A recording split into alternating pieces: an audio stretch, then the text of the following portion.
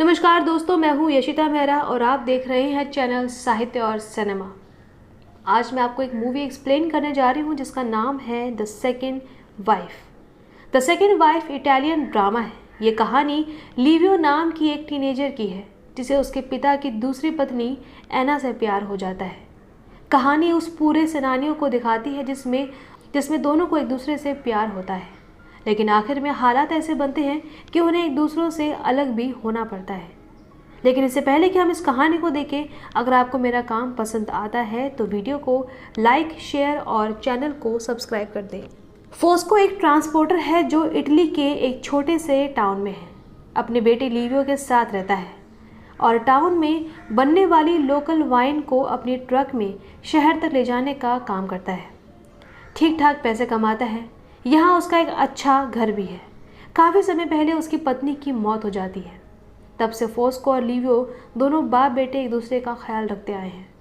एक दिन अचानक फोस्को ने यह तय किया कि अब वो शादी करेगा।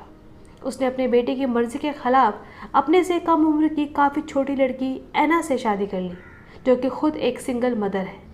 उसकी एक छोटी सी बेटी भी है। एना भी इस शादी से खुश है क्योंकि उसे भी एक जीवन साथी मिल गया और उसकी बच्ची संतीना को एक पिता का सहारा।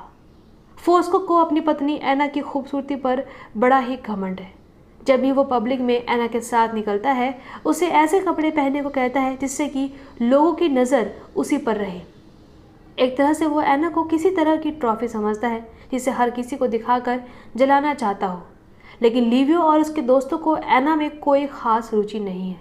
वो तो अपनी ही दुनिया में मस्त हैं, आवारागर्दी करते हैं, यहाँ वहाँ घूमते हैं, बीच पर टाइम पास करते हैं।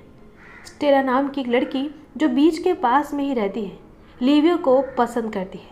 जब भी वो अपने दोस्तों के साथ वहाँ आता है, उसके स्कूटर पर लिवियो के नाम वो चिट्ठी छोड़ दिया करती है। इस बात पर लिवियो के दोस्त उसका मजाक उड़ाते हैं। लिवियो का एक दोस्त कहता है कि अगर स्टेला जैसी खूबसूरत लड़की उस पर मरती तो वो कभी उसे हाथ से नहीं जाने देता। पर शायद लिवियो किसी अलग तरह के रोमांस की कल्पना करता है। वो प्यार ही क्या जो आसानी से मिल जाए। लिवियो का पिता फोस्को न सिर्फ ट्रांसपोर्ट का काम करता है बल्कि अपने कुछ लोकल दोस्तों के साथ कब्र की चोरी का काम भी करता है। ये 50 का दशक है। सेकेंड वर्ल्ड वॉर के दौरान जब इटली में त्रासदी के समय था, हज़ारों की संख्या में लोग मारे गए थे। तब इसमें कई अमीर और रसूखदार लोग भी शामिल थे। ऐसे लोगों के मरने पर उनके परिजन काफ़ी कीमती सामान की बॉडी के साथ दफन कर दिया करते थे। टाउन के आसपास ऐसी काफ़ी कब्रें हैं जो अब किसी छुपे हुए खजाने की तरह है। हालांकि कब्र की चोरी करना कानूनी अपराध है और पकड़े जाने पर लंबी सज़ा हो सकती है। अगर सज़ा ना भी हो तो ट्रायल के दौरान जेल में अच्छा खासा समय काटना पड़ सकता है। फोस्को को इस काम पर इतना जुनून है कि उसने अपनी शादी के दिन भी एना के साथ सुहागरात मनाने से पहले अपने दोस्तों के साथ इसी तरह के एक कब्र की तलाशी में निकल गया था। उस दिन भी पकड़े जाने से बाल बाल बचे थे।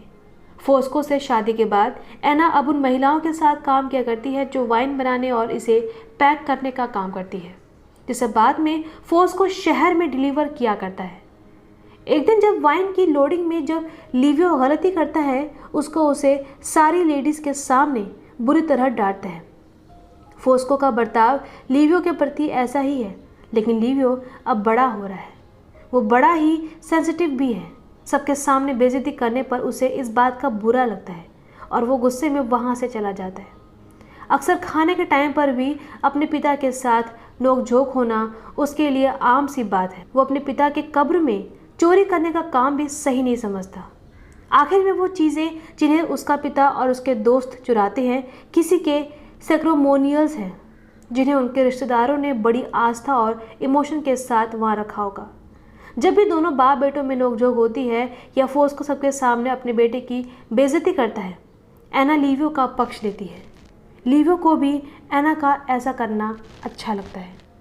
पहले वो उससे बड़ा ही दुखी था क्योंकि उसने घर में उसकी माँ की जगह ले ली थी, पर अब ना सिर्फ वो एना को एक्सेप्ट कर चुका है, उसका एना की बेटी संतीना से भी अच्छी बनती है। वो उसे कहानियाँ पढ़कर सुनाया करता है। ऐसा लगता है जैसे ये एक हैप्पी फैमिली है। खाली समय में फोस्को भी एना और संतीना के साथ काफ़ी समय बिताया करता है, पर लिवियो का साथ एना के लिए थोड़ा अलग है। वो भले ही अपने पिता की तरह रफ एंड टफ नहीं है, लेकिन बड़ा ही सेंसिटिव और इमोशनल ज़रूर है। उसी की तरह रोमांटिक कहानियों में रुचि रखता है। एक दिन किसी कब्र की खुदाई में फोस्को को एक बड़ी कीमती मूर्ति मिलती है। इस खुदाई में फोस्को और उसके कुछ दोस्त भी शामिल थे, लेकिन मूर्ति को फोस्को ने अपने पास रख लिया क्योंकि वही ब्लैक मार्केट के डीलर को जानता है। इसे बेचकर वो पैसे आपस में बांटने वाले थे, पर ना जाने कैसे टाउन में ये बात फैल जाती है कि फोस्को को एक कीमती मूर्ति मिली है। इस बात पर फोस्को एना पर भड़कता है क्योंकि उसके सिवाय और कौन इस बात को लीक कर सकता है। क्या वो अपना मुंह बंद नहीं कर सकती? जब फोस्को एना पर गुस्सा करता है तब लीवियो कहता है कि आखिर उसे किस बात का डर है। हर कोई जानता है कि कब्र से सैक्रेमोनियल चोरी करने का काम वो और उसके दोस्त ही करते हैं। बात बढ़ती जाती है और बहस में बदल जाती है। फोस्को हर बार अपने फौज में बिताए दिनों को याद करके अपना पॉइंट साबित करने की कोशिश करता है, पर इस बार लीवो कह देता है कि आखिर वो तब जिन्हें दुश्मन समझकर लड़ता था अब कब्र के सामान चोरी करके उन्हें ही बेचा करता है। असल में लीवियो अपने पिता से अधिक पढ़ा लिखा है। उसे अपने पिता की तरह पॉइंट साबित करने के लिए देशभक्ति की ढाल ओढ़ने की ज़रूरत नहीं पड़ती है। भले ही दोनों बाप बेटे बहस करते हैं और एक दूसरे से नाराज़ हो जाते हैं, पर बाद में दोनों को मनाने का काम एना को ही करना पड़ता है। जैसे जैसे दिन बीत रहे हैं लीवियो एना के प्रति अट्रैक्ट होने लगता है। उसकी हर एक अदाएँ उसे भाती है, उससे काफ़ी बातें करता है और जब भी मौका मिलता है उसे निहारता है। एना भी समय बीतने के साथ लीवियो के साथ फ्रैंक होती रहती है। उसके सामने उसे अब हर वक्त अपने शरीर को छुपाने की ज़रूरत भी महसूस नहीं होती। एक शाम एना उसे अपने पहले प्यार के बारे में बताती है कि कैसे वो बचपन में अपने ही कज़न को पसंद करती थी, पर वो कभी भी उसे तवज्जो नहीं देता था। तब वो बड़ा ही हैंडसम था, पर अब कैसा लगता है उसे मालूम नहीं है। वो अपने परिवार के साथ ऑस्ट्रेलिया चला गया। एक दिन जब फोस्को डिलीवरी के लिए शहर गया था, सारी महिलाएं वाइन बनाने के काम से छुट्टी पर होती हैं और गर्मी से निजात पाने के लिए एक दूसरे पर पानी फेंक कर मस्ती कर रही होती है। तब गलती से एना घर से निकल रहे लीवियो पर पानी डाल देती है। इसके बाद तो लीवियो भी इस खेल में शामिल हो जाता है। तब वो एना को पकड़कर पानी के पाइप से पूरी तरह भिगो देता है। पहली बार उसने एना को इस तरह छुआ था। एना को भी उसका साथ अच्छा लगा। हालांकि ये खेल ज़्यादा देर तक नहीं चला, पर यह तो नोटिस किया जा सकता है कि फोस्को के घर में ना होने पर घर का माहौल कुछ अलग ही है। एक अलग सी आज़ादी महसूस की जा सकती है। एक दिन शहर से एक बुरा संदेश आता है। पुलिस ने फोस्को को कब्र के सैक्रेमोनियल चुराने के लिए गिरफ्तार कर लिया है। ज़रूर उसने चुराई गई मूर्ति को शहर में बेचने की कोशिश की होगी, या फिर किसी ने पुलिस को गुप्त सूचना दी है। खैर जो भी हो, जब एना और लीवियो जेल में उससे मिलने जाते हैं, वो बड़ा ही कॉन्फिडेंट है कि एक दो दिनों में ही वो जेल से छूट जाएगा। वो पुलिस से कह देगा कि ये मूर्ति उसके पुरखों की है। किसी ने उसे कब्र से ये मूर्ति चुराते देखा है। वो आसानी से पुलिस को बेवकूफ़ बना सकता है, पर लीवियो कहता है कि अगर वो कहे तो वो अपने चाचा से इसके लिए मदद मांग सकता है। लेकिन इस पर फोस्को नाराज़ हो जाता है क्योंकि उसका अपने छोटे भाई उम्बेर्तो से अच्छी नहीं बनती है। वो तो एक पागल आदमी है, वो इसकी क्या मदद करेगा। उम्बेर्तो को भी अपने दादाजी की तरह पागलपन के दौरे पड़ते हैं।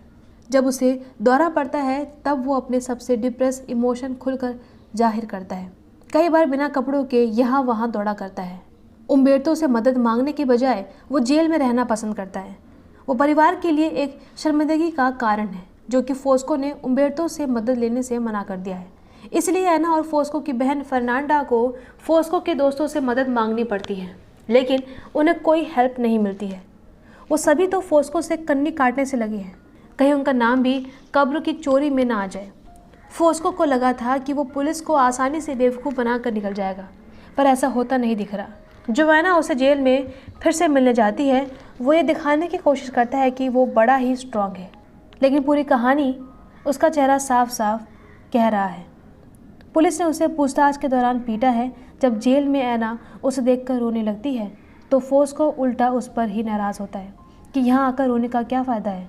ऊपर से वो सादे कपड़े में यहाँ क्यों आई है? उसे अच्छे कपड़े पहनने चाहिए थे।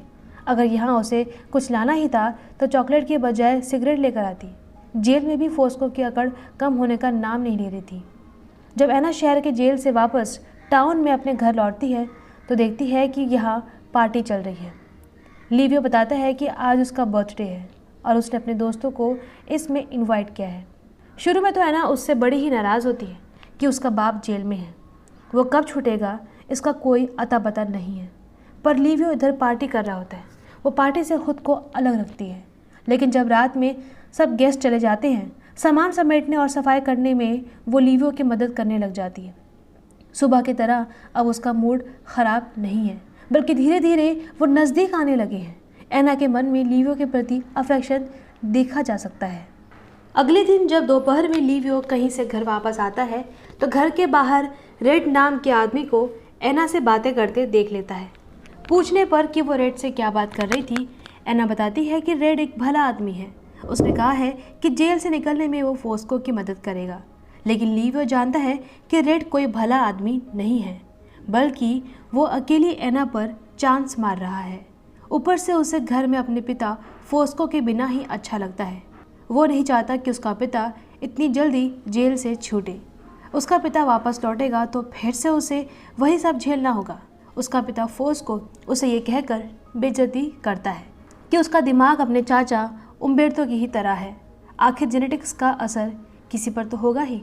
उस रात जब एना उसे अकेले बैठा देखती है, उसके पास आती है। इस समय लिवियो इतना इमोशन से भरा है कि उससे लिपट कर रोने लगता है। अगले दिन जब सारी महिलाएं वाइन की फीलिंग और पैकेजिंग कर रही होती है, लिवियो किचन में एना का हाथ बटाता है।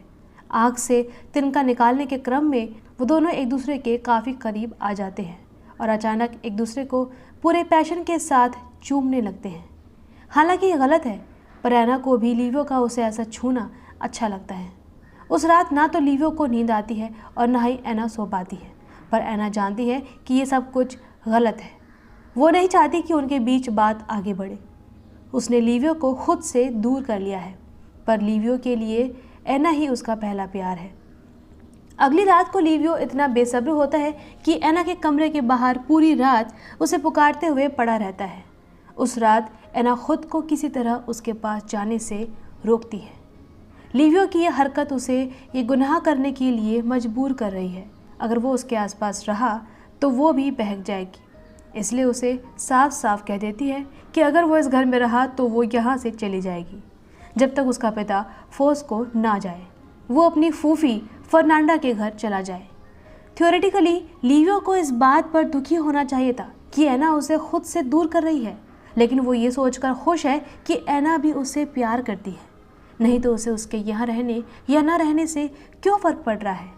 एना के कहने पर उस रात वो घर से निकल जाता है, पर फर्नांडा के घर जाने के बजाय अपने दोस्तों के साथ देर रात तक आवारागर्दी करता है, खूब शराब पीता है और जब समंदर के किनारे बैठा रहता है, उसके दोस्त उसकी रात को रंगीन बनाने के लिए पास में ही रहने वाली स्टेला को बुलाकर लाते हैं, जो लिवियो पर मरा करती थी। पर लिवियो के दिमाग में तो केवल एना ही है। जब स्टेला उसे किस करने की कोशिश करती है तो उसे वहाँ से घर भेज देता है। उस रात को फिर से घर वापस लौटता है और दरवाज़ा बंद होने पर खिड़की तोड़कर अंदर जाता है। वो नशे में है और एना से कहता है कि बस कपड़े बदल कर यहाँ से चला जाएगा। वो इमोशनली डिस्टर्ब है। कहता है कि वो अपने चाचा उम्बेर्तो की तरह ही सबके लिए केवल शर्मिंदगी का कारण है। उसकी यह हालत एना से देखी नहीं जाती है। वो उससे लिपट जाती है और दोनों में प्यार होता है। उसे भी लिवियो से प्यार हो जाता है। वो भी अब फील कर सकती है कि घर में फोस्को के ना होने का उसे भी अच्छा लगने लगा है। एक दिन जब लिवियो और एना घर में एक दूसरे से प्यार करते हैं, उन्हें ऐसा करते स्टेला देख लेती है। वो लिवियो को फूल देने उसके घर में चोरी छुपे आई थी। अब तो उनका राज सबके सामने खुल जाएगा, लेकिन इसके बाद भी उनके बीच रिलेशन चलता रहता है। लोगों का मानना है कि स्टेला एक वियर्डो है। कोई भी उसकी बातों पर क्यों यकीन करेगा। फोस्को आज जेल से छूटने वाला है। काफ़ी दिनों तक वहाँ रहने के बाद उसे आखिरकार छोड़ दिया गया, लेकिन फोस्को के घर आने से पहले न जाने क्यों एना अपनी और लिवियो के रिश्ते के बारे में फोस्को की बहन फर्नांडो को सब कुछ बता देती है और कहती है कि वो इस रिश्ते के लिए शर्मिंदा है। उसे अंदर से तकलीफ़ होती है। वो जब तक इस बारे में फोस्को को नहीं बताएगी, उसे सुकून नहीं मिलेगा। फर्नांडो उस पर बहुत नाराज़ होती है, लेकिन इसके बावजूद वो जानती है कि अगर एना ऐसा कुछ करती है तो उसकी और लिवियो की लाइफ बर्बाद हो जाएगी। इसीलिए उसे फोस्को से इस बारे में कुछ भी ना कहने की सलाह देती है और कभी भी किसी के सामने अपना मुंह दोबारा न खोलने की बात कहती है। उस रात जब फोस्को जेल से बाहर घर आता है, काफ़ी दिनों बाद आज उसने ताज़ी हवा महसूस की, इसलिए जेल से निकलने के बाद समंदर के किनारे चला गया। तब यहाँ उसकी मुलाकात स्टेला से होती है, जो फोस्को से कुछ कहना चाहती है। शायद लिवियो और एना के रिश्ते के बारे में उसे कुछ बताना चाहती हो, पर उसने फोस्को से कुछ कहा या नहीं, ये साफ साफ नहीं बताया जा सकता है। उस शाम एक अच्छी खासी वेलकम पार्टी होती है, लेकिन फर्नांडा, एना और लिवियो के चेहरे पर तनाव देखा जा सकता है। घर में भी ऐसा लगता है जैसे फोस्को अभी उन दोनों के रिश्ते के बारे में कुछ कह देगा, पर शायद सच में उसे उनके रिश्ते के बारे में कोई खबर नहीं है। शायद स्टेला ने भी उसे कुछ नहीं बताया। आखिर वो भी लिवियो से प्यार करती थी, वो कैसे उसकी ज़िंदगी बर्बाद कर सकती है। लेकिन अब हकीकत तो ये है कि एना को सच में लिवियो से प्यार हो गया है, पर इसके बावजूद वो उसके पिता फोस्को के साथ पत्नी का धर्म निभाने के लिए मजबूर है। फोस्को के घर वापस आने के बाद लिवियो और एना फिर कभी एक दूसरे के करीब नहीं आए। लिवियो ने फौज ज्वाइन कर ली और घर से बाहर चला गया और बाद में उसकी शादी एंटोनेला नाम की लड़की से तय कर दी गई, जो चर्च के उसी कोयर का हिस्सा थी जहां लिवियो कभी गाना गाया करता था। अब ये फिर से एक हैप्पी फैमिली है और इसी विश्वास के साथ अब कभी लिवियो और एना की गलती नहीं दोहराई जाएगी और एक कहानी यहीं ख़त्म हो जाती है। दोस्तों, उम्मीद है ये वीडियो आपको पसंद आया होगा। अगर ऐसा है तो इसे लाइक, शेयर और सब्सक्राइब ज़रूर कीजिए। शुक्रिया।